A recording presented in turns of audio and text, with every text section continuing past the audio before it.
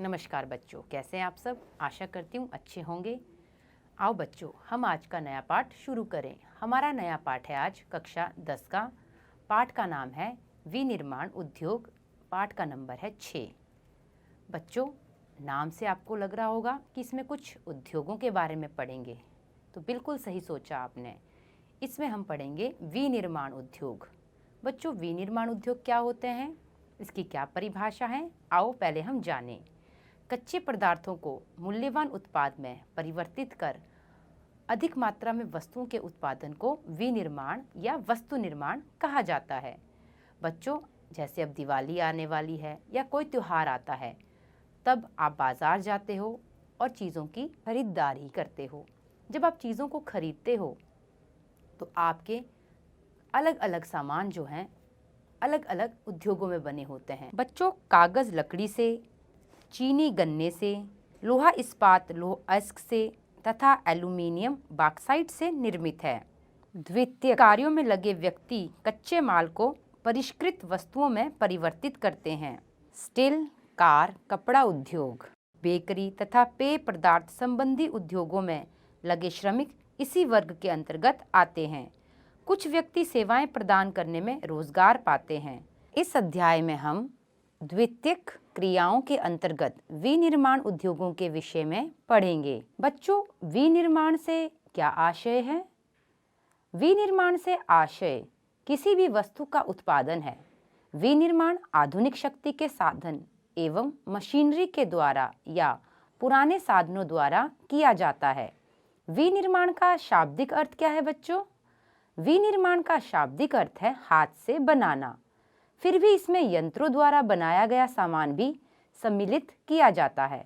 इसमें कच्चे माल को स्थानीय या दूरस्थ बाजार में बेचने के लिए ऊंचे मूल्य के तैयार माल में परिवर्तित किया जाता है। किसी देश की आर्थिक उन्नति विनिर्माण उद्योगों के विकास से मापी जाती है।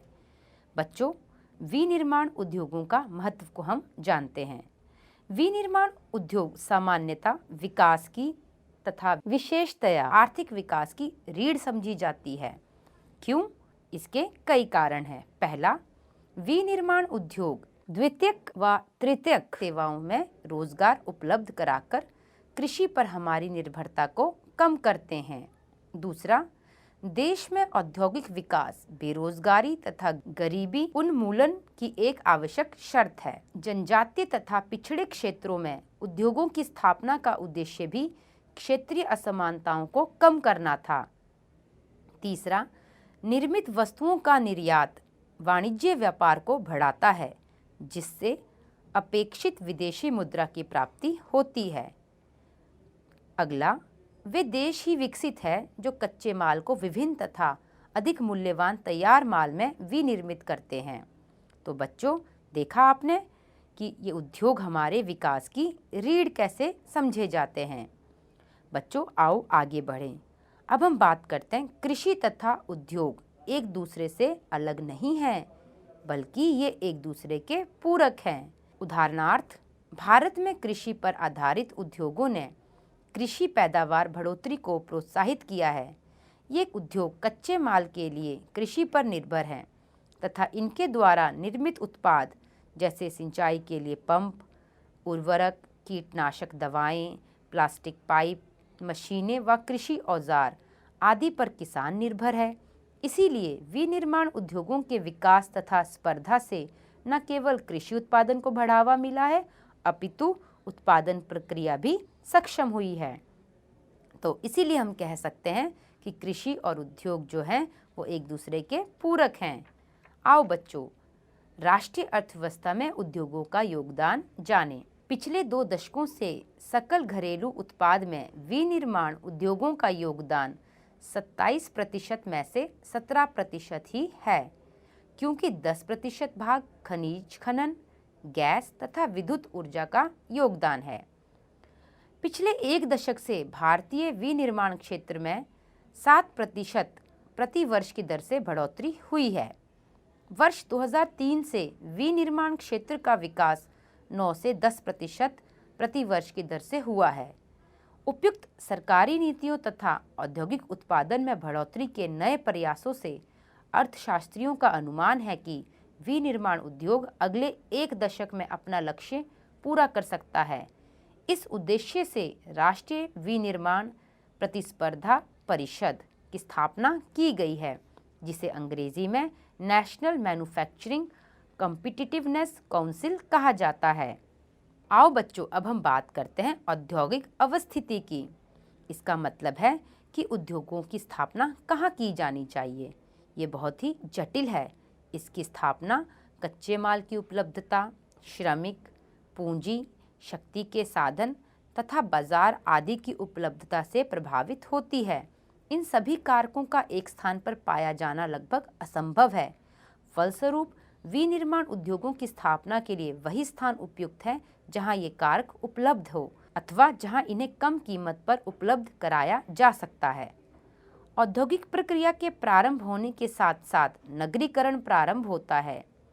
कभी कभी उद्योग शहरों में या उनके निकट लगाए जाते हैं। इस प्रकार औद्योगिकरण तथा नगरीकरण साथ साथ चलते हैं। नगर उद्योगों को बाजार तथा सेवाएं जैसे बैंकिंग, बीमा, परिवहन, श्रमिक तथा वित्तीय सलाह आदि उपलब्ध कराते हैं। नगर केंद्रों द्वारा दी गई सुविधाओं से लाभान्वित कई बार बहुत से उद्योग नगरों के आसपास ही केंद्रित हो जाते हैं, जिसे समूहन बचत कहा जाता है। ऐसे स्थानों पर धीरे धीरे बड़ा औद्योगिक समूहन स्थापित हो जाता है।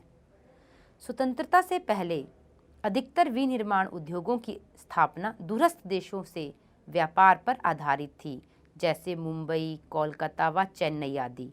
परिणाम स्वरूप कुछ एक नगर औद्योगिक केंद्र के रूप में उभरे, जो ग्रामीण कृषि पृष्ठ प्रदेश से घिरे थे। किसी उद्योग की अवस्थिति का निर्धारण उसकी न्यूनतम उत्पादन लागत से निर्धारित होता है। सरकारी नीतियों तथा निपुण श्रमिकों की उपलब्धता भी उद्योगों की अवस्थिति को प्रभावित करती हैं। बच्चों, चित्र 6.1 देखें। इसमें आपको उद्योग बाजार संबंध दर्शाया गया है।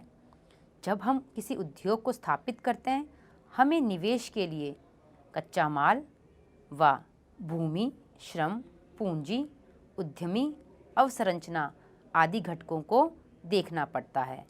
उसके बाद परिवहन के द्वारा वो सारा सामान कारखाने तक पहुंचाया जाता है। कारखाने के बाद तैयार माल फिर से परिवहन के द्वारा बाजार पहुंचाया जाता है और बाजार से इसे बेचकर पूंजी मिलती है और फिर से वही निवेश जो किया गया था उद्योगों पर पूंजी के द्वारा खरीदा जाता है। इस तरह से उद्योग और बाजार का संबंध इसमें आपको दर्शाया गया है। चित्र 6.2 देखिए बच्चों। उद्योगों की आदर्श अवस्थिति को इसमें दर्शाया गया है। उद्योग कहाँ खोले जाने चाहिए? जहाँ कच्चा माल प्राप्त हो। उस स्थान पर उत्पादन की लागत अर्थात आर्थिक दृष्टि से निर्माण उद्योग को उस स्थान पर स्थापित करना चाहिए जहाँ उत्पादन मूल्य और निर्मित वस्तुओं को उपभोक्ताओं तक वितरण करने का मूल्य न्यूनतम हो। बच्चों, इसका मतलब है कम पूंजी में अधिक उत्पादन व निर्माण कैसे किया जाए। आओ बच्चों, आगे बढ़े। हम देखते हैं अब उद्योगों का वर्गीकरण। उद्योगों को हमने विभिन्न भागों में वर्गीकृत किया है। पहला, कच्चे माल के स्रोत के आधार पर, जैसे कृषि आधारित व खनिज आधारित। कृषि आधारित उद्योग। बच्चों, कृषि आधारित उद्योग वे उद्योग हैं जो खेतों से प्राप्त कच्चे माल को विभिन्न प्रक्रियाओं द्वारा तैयार माल में बदलकर विक्रय हेतु ग्रामीण व नगरीय बाजारों में भेजते हैं। और खनिज आधारित उद्योग क्या हैं बच्चों? ये वे उद्योग हैं जिनमें खनिजों को कच्चे माल के रूप में उपयोग किया जाता है। बच्चों, अब मैं आपको कुटीर उद्योग के बारे में बताती हूँ। कुटीर उद्योग ये निर्माण की सबसे छोटी इकाई है। इसमें शिल्पकार स्थानीय कच्चे माल का उपयोग करते हैं एवं साधारण औजारों द्वारा परिवार के सभी सदस्य मिलकर अपने दैनिक जीवन के उपभोग की वस्तुओं का उत्पादन करते हैं या वे इसे स्थानीय गांव के बाजार में विक्रय कर देते हैं, जैसे कपड़ा बनाना, चटाई बनाना, जूते एवं बर्तन बनाना। ये सभी कुटीर उद्योग के अंतर्गत आते हैं। बच्चों, अब मैं आपको बताऊंगी छोटे पैमाने के उद्योग। छोटे पैमाने के उद्योग, इनमें स्थानीय कच्चे माल का उपयोग होता है एवं अर्धकुशल श्रमिक व शक्ति के साधनों से चलने वाले यंत्रों का प्रयोग किया जाता है, जैसे रेशम बुनाई इसका उदाहरण है। बच्चों, बड़े पैमाने के उद्योग के बारे में भी ध्यान से सुनिए, जो बड़ी मात्रा में वस्तुओं का उत्पादन करते हैं। इसमें पूंजी का निवेश अधिक और प्रयुक्त प्रौद्योगिकी उच्च स्तरीय होती है। इसके उदाहरण हैं ऑटोमोबाइल और भारी मशीनों का उत्पादन करने वाले उद्योग। दूसरा वर्गीकरण किया है हमने प्रमुख भूमिका के आधार पर। इसमें है आधारभूत उद्योग व उपभोक्ता उद्योग। आधारभूत उद्योग जिनके उत्पादन या कच्चे माल पर दूसरे उद्योग निर्भर हैं, जैसे लोहा इस्पात, तांबा प्रगलन व एल्यूमीनियम प्रगलन उद्योग। उपभोक्ता उद्योग जो उत्पादन उपभोक्ताओं के सीधे उपयोग हेतु करते हैं, जैसे चीनी, दंतमंजन, पंखे, सिलाई मशीन आदि। अगला है पूंजी निवेश के आधार पर। इसमें लघु उद्योग, बड़े पैमाने के उद्योग व कुटीर उद्योग आते हैं। अगला है स्वामित्व के आधार पर।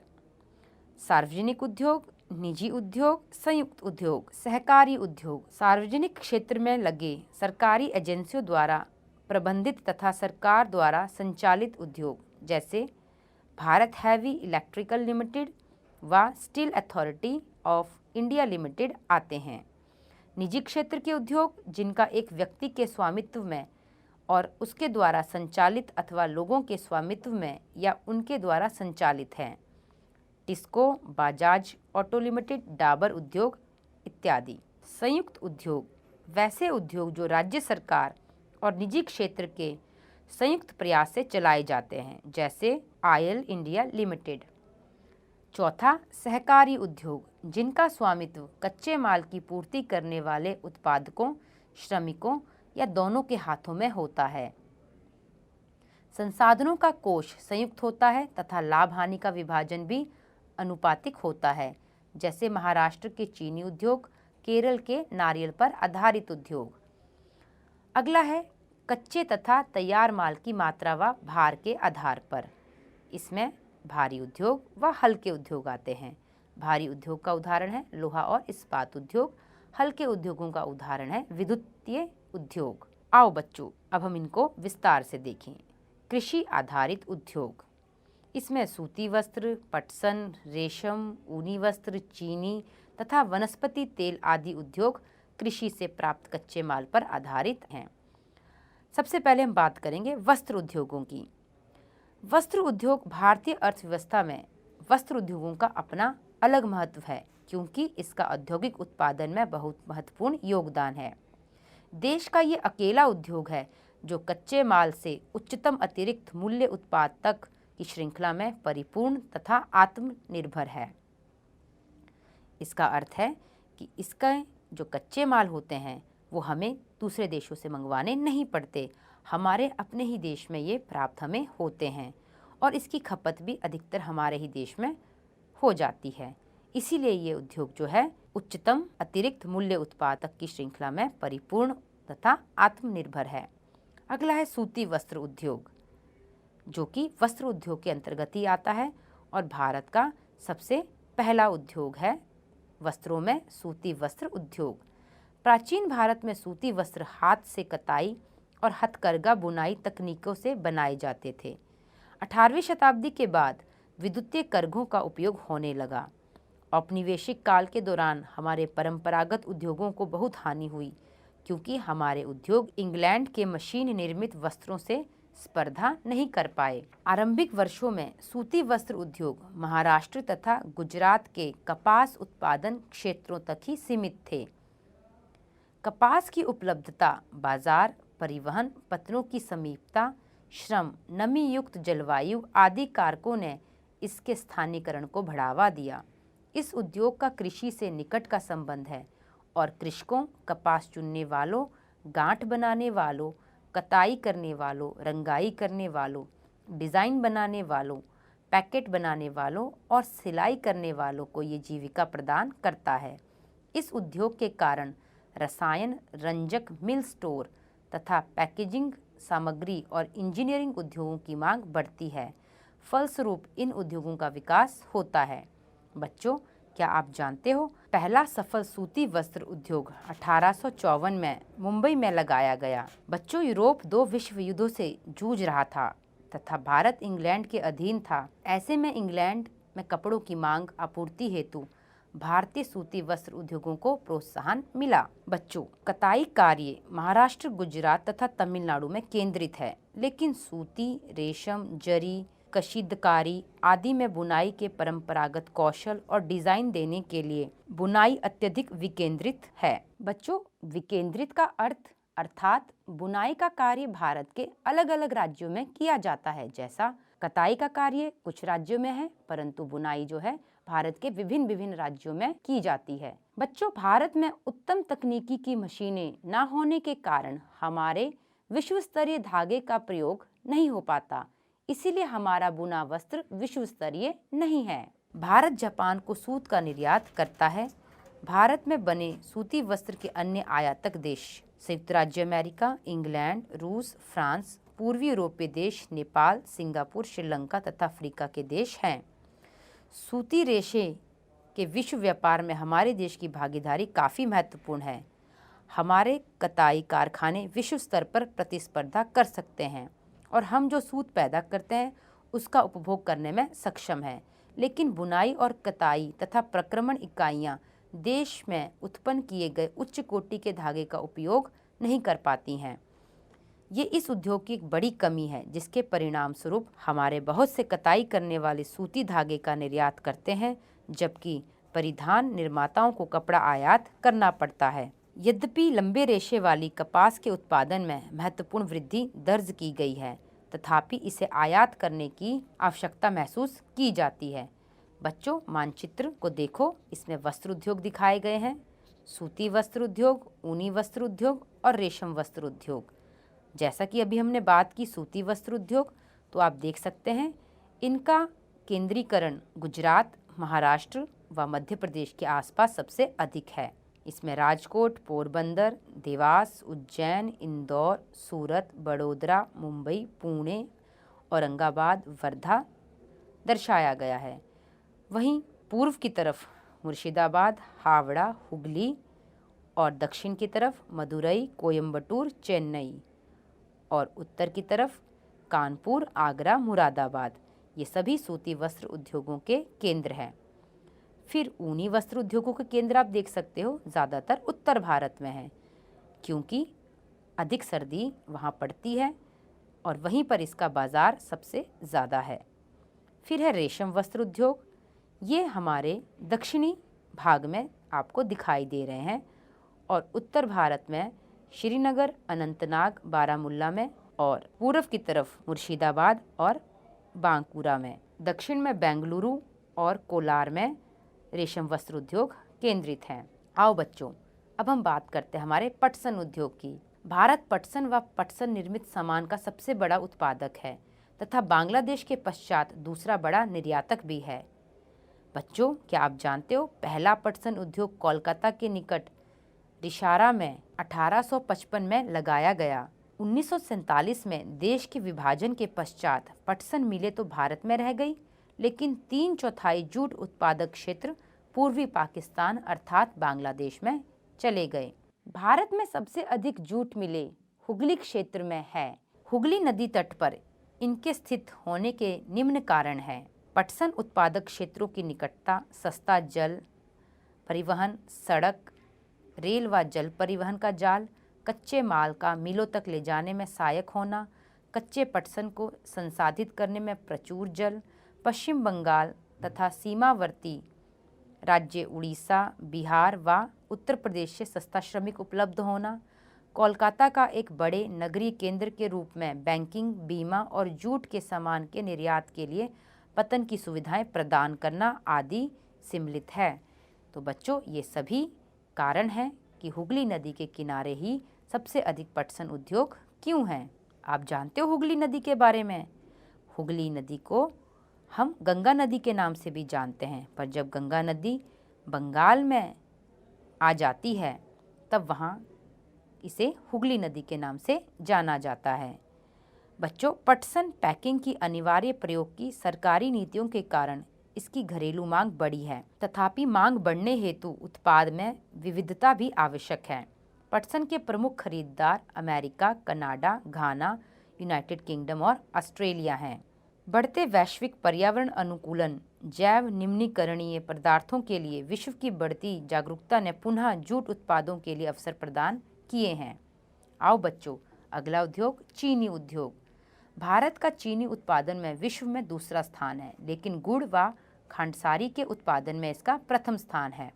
चीनी मिलें उत्तर प्रदेश, बिहार, महाराष्ट्र, कर्नाटक, तमिलनाडु, मध्य प्रदेश, हरियाणा अनेक राज्यों में फैली हैं। चीनी मिलों का 60% उत्तर प्रदेश तथा बिहार में है। ये उद्योग मौसमी हैं। पिछले कुछ वर्षों से इन मिलों की संख्या दक्षिणी और पश्चिमी राज्यों में विशेषकर महाराष्ट्र में बढ़ी है। इसका मुख्य कारण है यहाँ के गन्नों में अधिक सुक्रोज की मात्रा है। अपेक्षाकृत ठंडी जलवायु भी लाभकारी है। इसके अतिरिक्त इन राज्यों में सहकारी समितियां भी सफल रही हैं। इस उद्योग की प्रमुख चुनौतियां इस प्रकार हैं। इस उद्योग का अल्पकालिक होना, पुरानी व असक्षम तकनीकी का इस्तेमाल, परिवहन असक्षमता से गन्ने का समय पर कारखानों में ना पहुंचना तथा खोई का अधिकतम इस्तेमाल ना कर पाना। आओ बच्चों, अब हम प्रश्न उत्तर देखें। पहला प्रश्न, विनिर्माण उद्योग किसे कहते हैं? कच्चे पदार्थ को मूल्यवान उत्पाद में परिवर्तित कर अधिक मात्रा में वस्तुओं के उत्पादन को विनिर्माण उद्योग कहा जाता है। अगला प्रश्न, कृषि आधारित उद्योग किसे कहते हैं? उत्तर, जो उद्योग अपने उत्पादन के लिए पूर्ण रूप से कृषि उत्पादों से प्राप्त कच्चे माल पर निर्भर होते हैं उन्हें कृषि आधारित उद्योग कहते हैं, जैसे वस्त्र उद्योग, चीनी उद्योग। अगला प्रश्न, भारी उद्योग किसे कहते हैं? उत्तर है, ऐसे उद्योग जिनका कच्चा और तैयार माल भारी और अधिक परिमाण वाला होता है उन्हें भारी उद्योग कहा जाता है। अगला प्रश्न, आधारभूत या मूल उद्योग किसे कहते हैं? उत्तर, जिन उद्योगों पर कई अन्य उद्योग निर्भर होते हैं उन्हें आधारभूत या मूल उद्योग कहा जाता है। आधारभूत उद्योगों के उदाहरण लौह इस्पात उद्योग, तांबा प्रगलन व एल्यूमीनियम प्रगलन उद्योग हैं। अगला प्रश्न, भारत में सूती वस्त्र बनाने का पहला कारखाना कब और कहाँ लगा? उत्तर है, भारत में सूती वस्त्र बनाने का पहला कारखाना 1854 ईस्वी में मुंबई में लगाया गया। अगला प्रश्न, भारत में प्रथम जूट मिल कब और कहाँ लगाई गई? भारत में प्रथम जूट मिल 1855 ईस्वी में कोलकाता के निकट रिश्रा में लगाई गई। अगला प्रश्न, भारत में सूती वस्त्र उद्योगों में अग्रणी 2 राज्यों के नाम बताइए। उत्तर है महाराष्ट्र और गुजरात। आशा करती हूँ आपको हमारा पाठ समझ आया होगा। हमारे पाठ का भाग 1 यहीं पर समाप्त होता है। अब हम मिलते हैं अगले भाग 2 में। तब तक के लिए स्वस्थ रहिए, सुरक्षित रहिए। जय हिंद, जय भारत, नमस्कार।